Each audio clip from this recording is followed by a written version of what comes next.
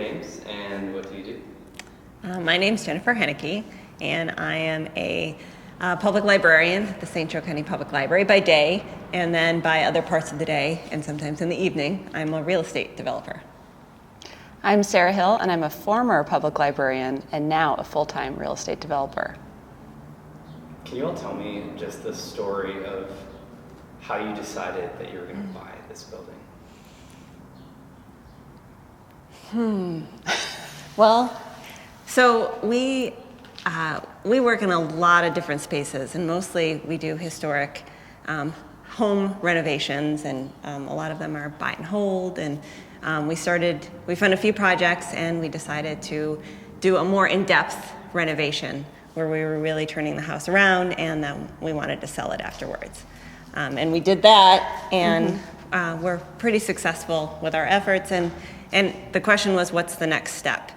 And because of the vehicle that we had to use for tax purposes, we had to buy something large. But also, a few years ago, before COVID, we sat down with our whole team and we did a visioning session about what we wanted to buy and what would be the perfect place. And we identified places around the city. This wasn't one of them, but this was kind of the epitome of what we were really looking for. So we looked because we had a reason to buy something larger, but we ended up buying this building because it was something that we had wanted to do for a few years.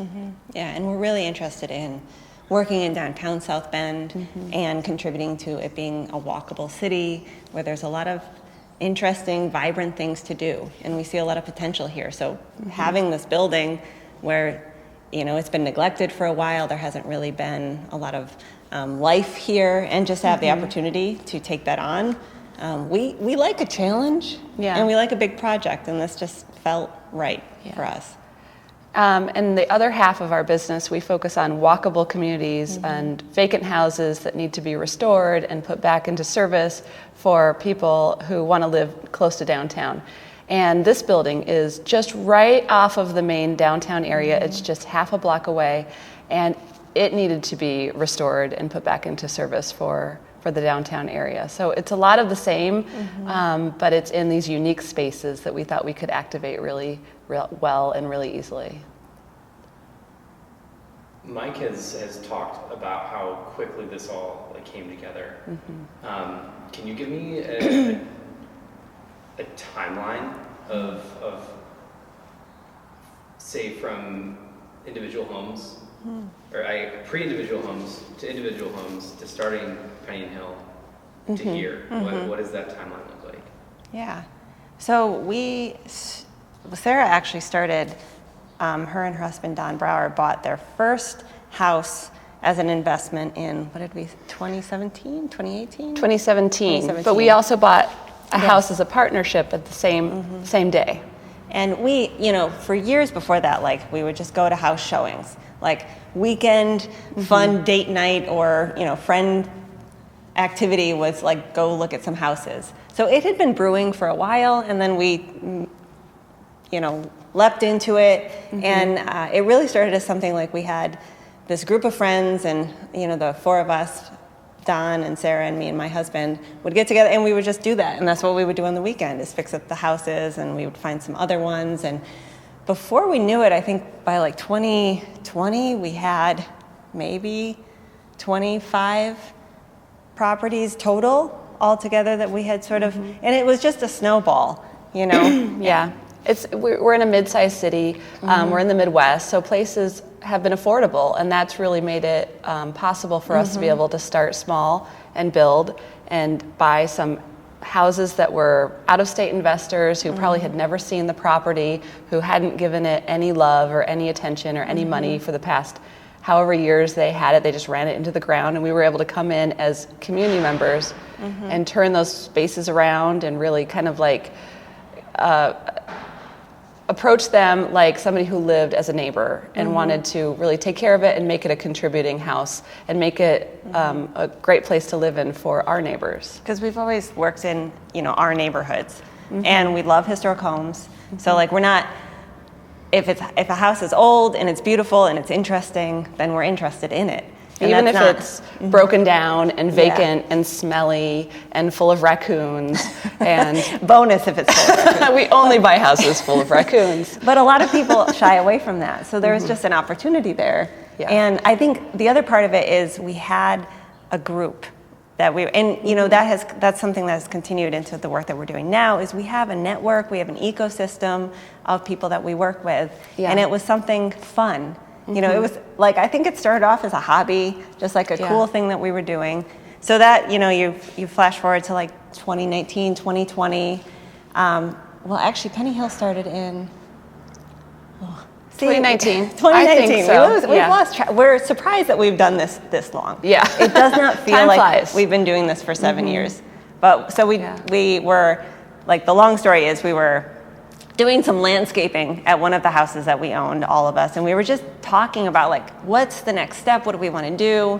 And we knew we wanted to start another business, and we weren't even sure what that business did. No. Like, we knew it was houses related somehow. Was it staging? Was it, buying and renovating? We had no idea, but we knew we wanted to do something together, just the two of us. And so we came up with the name, Penny Hill, and that's where it was born. It started as a staging company, and then my husband and I had bought this gorgeous but really run-down house on West LaSalle Avenue back in 2019, I think it was. And that was then Penny Hill was like, okay, maybe this is what we do. We're going to take this house, which is too big of a project for me. Plucked right out of New Orleans, gorgeous house, like beautiful, Brick. but It needed full so of much raccoons. work. Yeah. So much. So then that's where that got started, is we did that, and we were on the street so much, and we were meeting neighbors, and we were talking to people, and Sarah's They loved what we were doing. getting to know people. And then the house across the street, or like over on the corner, came up. So we were like, all right, we got to buy that. So we bought that one, and then the house next door to that came up, and then the house on the other side. So, and it just kind of built and these were all vacant houses that nobody had paid any attention to the street, and people were scared of the street probably because there were so many vacant houses on the street, and they were just being neglected. Yeah. And it was really, I mean, part of the beauty of that was just like we were going to community meetings. We were like, we knew all the dogs' names that, Gypsy. the people getting walked down the street. So we've done 3 of those houses so far. We're working on the 4th one. And then that's where this came out of, is like, okay, what's next? What is the next thing? We've run out of houses on West LaSalle, although we're always looking. If you know one.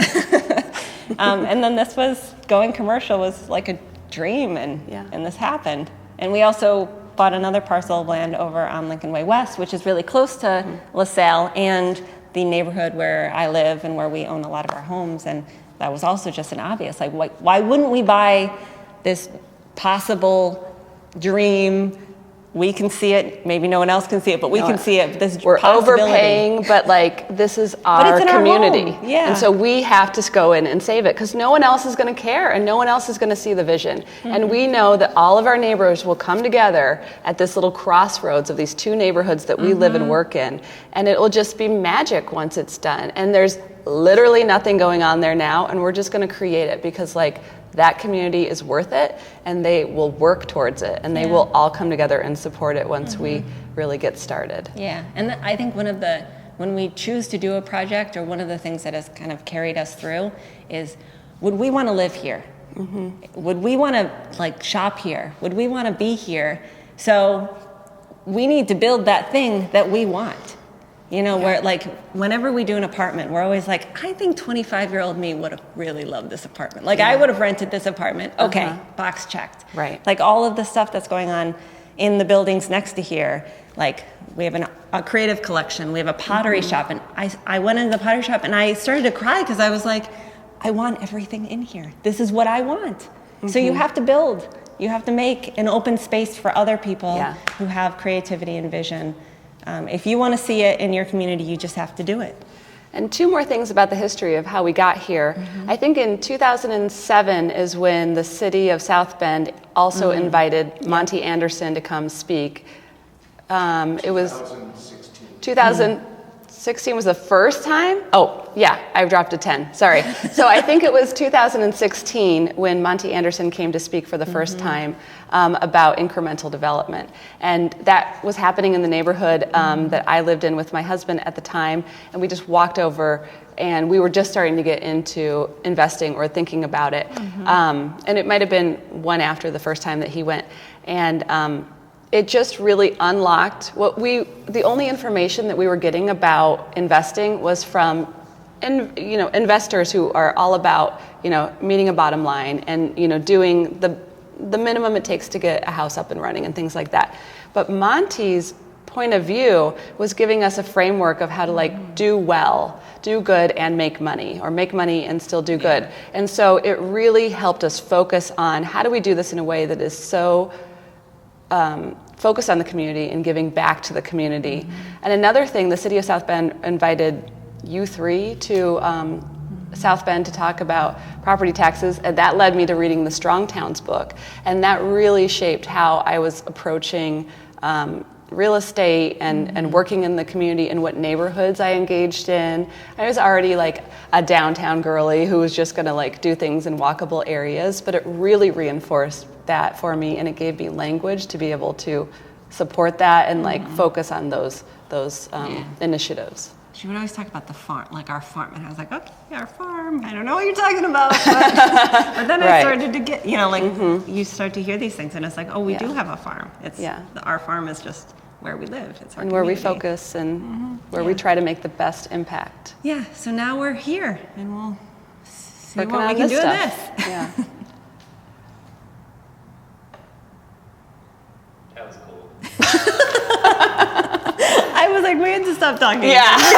And wrap it up. Oh my gosh, no, there were probably 4 or 5 questions that I was going to ask, and you guys- thought that. That's fun with having 2 people, is you 2 play off each other. Yeah. So you're saying something, and I'm like, ooh, where's that going? And I'm like, okay, I feel like I could ask a question about, and then boom. Yeah. I got you. It was like, oh my God. Yeah, the synergy is like. We try. Since we got a lot of the details, I want to get into some more of the why of the differences between just doing this for the bottom line and doing it for your place. Yeah. So let's dive deeper into that idea of how do you make the places that you want. So you touched on this idea of would I want to live there, and you talked about this concept of no one's going to do it for me, so I'm going to do it myself. Yeah.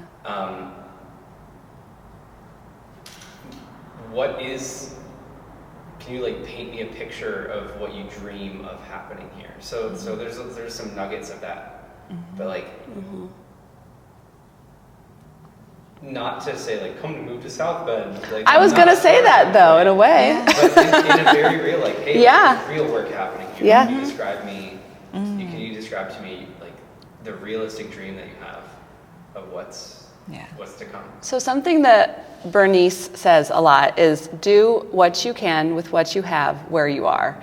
And we really support that message. That's very there's already so much available for us to do. And one of the things that's made it possible is literally living in a mid-sized Midwest city, because you can create whatever you want. And I do wish more people would come and move here and help us create what we know, what I think the collective... the building blocks are here. The building blocks are here, There are opportunities. So you need a few things. You need space. You need a building, right? Or a lot of land, or something. And it's here. And I mean, I'm sure other cities similar to us have it, but we also have it here.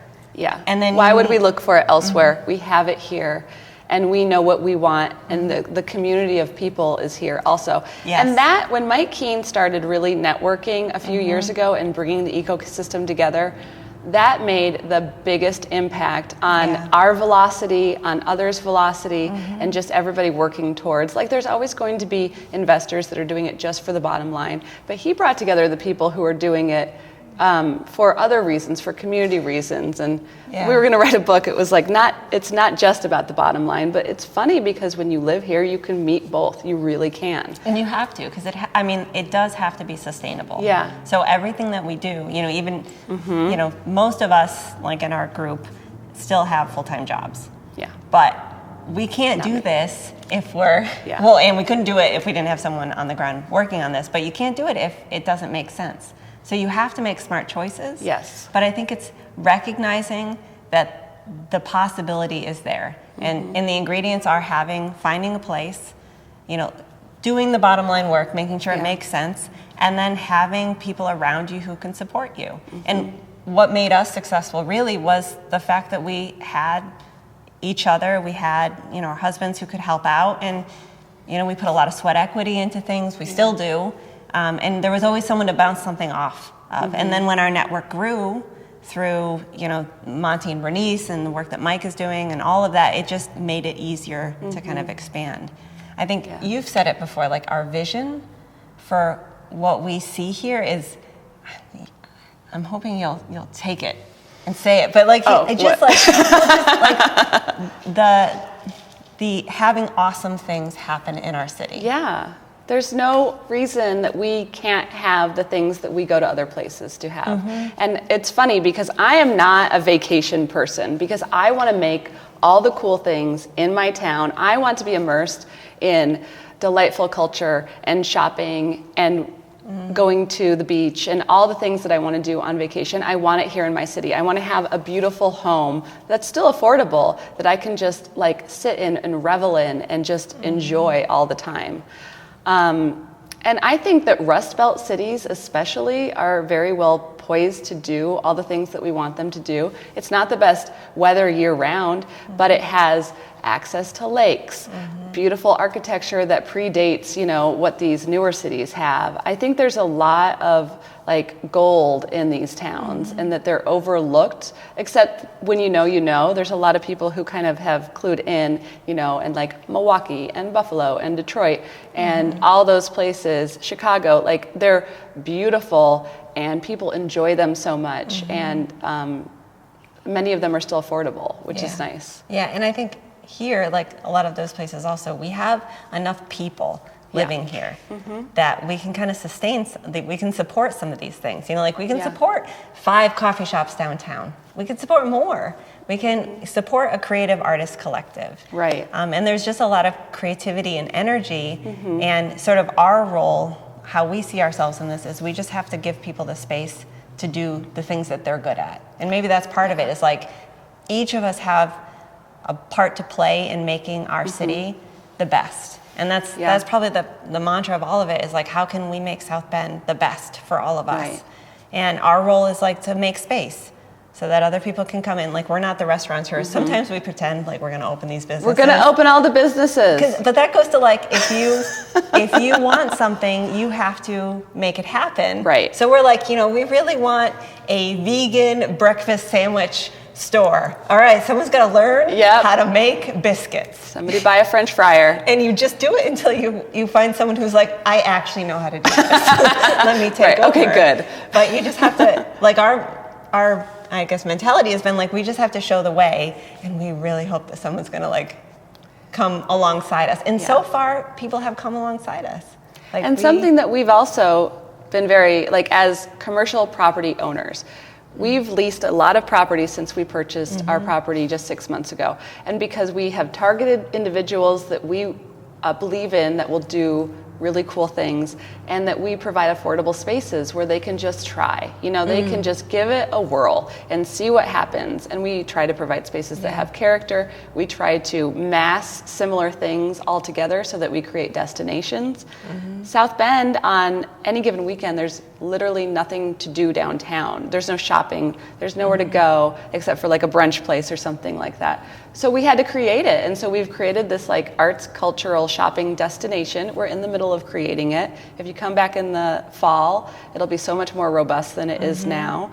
And people are thirsty for it. And it really is that if you build it, they will come, because it's an obvious opportunity and obvious need in the community. Yeah, and it's when you think about like we're giving people smaller spaces so they can try something out, it does reflect on how we got started. You know, I mean, on these little houses that are like things. 800 square feet, you know, and you just try. And if it goes well, wonderful. And if you mess up, you either pivot or you try again, and it's no big deal. A $50,000 house is not going to take you down necessarily if you've only got $5,000 into it because you did it in partnership. Yeah, I think that's part of it, is like some of it is you just have to take some risks. Sometimes knowing that the benefit to you and your community could be so large, and really anyone can do it. So there's one last thing I'd like you to talk a little bit about. I've heard you both talk about, and that's the role that love plays. You know, sort of Love of the community? Oh, love. We love each other most of each the other time. and things like that. Yeah. I've just heard you talk so eloquently about that. And so, you know, just sort of some of those thoughts you might have shared in the past. Well, and I don't know if this is... We're both transplants to the area. I was just going to say, that was where I was going to start, is neither of us are from South Bend originally. And I've been here 10 years, you've been here... 20 years.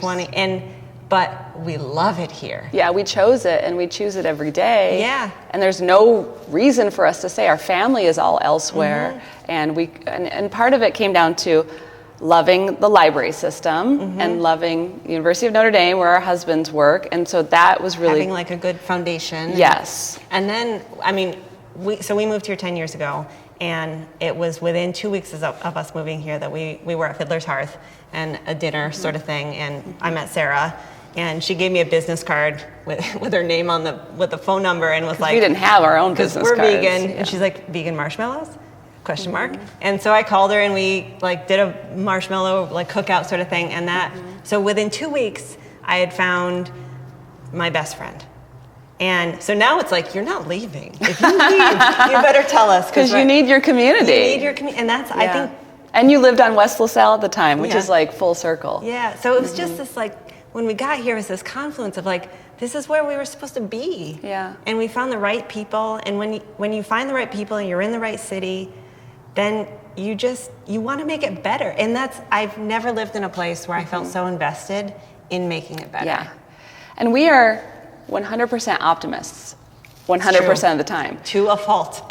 So we look at any building around and we're like, what an opportunity. And it feels like we'll buy anything and we'll do anything, because we're like, who wouldn't go to that spot and do cool stuff? Like, why wouldn't you want to live in that house? Why wouldn't you? Like the place that we have on Lincoln Way West. It doesn't make much sense to a lot of people. But we're like, how could you not want that? It has a barn, it's in the city, it's got land. And now we've got a garden center, a demonstration garden going in there, and they're going to do amazing things. And we've got a nonprofit where we have our architectural salvage that we've put there so that we can grab doors for our buildings when we need them, because we do our historic renovations and things like that. It's like the excitement of all of it is contagious. Yeah. And it just keeps you like, it's your internal motivation. Whenever we do anything, like we like play the level up song, because we get so excited about like us leveling up and our community leveling up, and just so I think and South Bend itself is a pretty optimistic place where everyone's just like, yes, let's do that, that would be so cool, and then they show up, and it's just a really good community in that way. I mean, I think we were surprised when people started knowing who we were. You know, and originally they would call us the librarians. They'd be like, the librarians are coming, and we were like, how did they know? Yeah. And it just turned out that everyone was like secretly cheering us on, and we had no idea. And then suddenly we realized it, and we were like, and then we started contributing back, because I think we sort of saw what was happening. But this whole time, everyone was just like, and we've never had a moment where people were like, this is too much for you. You can't do this. This is not possible. No. Everyone will be like, I wouldn't buy that building. But they're all like, we're so glad you're doing this. And it is a wonderful, and I think South Bend is special. There's not a doubt in my mind. But I think there's other special places. Well, and it's like, it goes back to that. You make the special. Yeah. You want to see special in your community, you got to make it. And how do you make it? You root on someone, you find some manageable thing to make or create or buy or do, and then you do that. Right. And then it just compounds. And then, you find... I mean, an incremental development, we'll say, just like put up a stand in a yard and see what you can do. Sell your friendship bracelets. Grow do whatever tomatoes in your front yard and let neighbor kids pick them up. And you're going to have so many conversations coming from that, and you're going to connect with your community, and they're going to know that you're into friendship bracelets and tomatoes, and it's just going to be this great, like, this is the stuff of life. This is what you get when you walk down the street and you talk to your neighbors, you know, and you walk by with your dog, and your cat's on the walk too, and it's just beautiful, and it's just, we love it.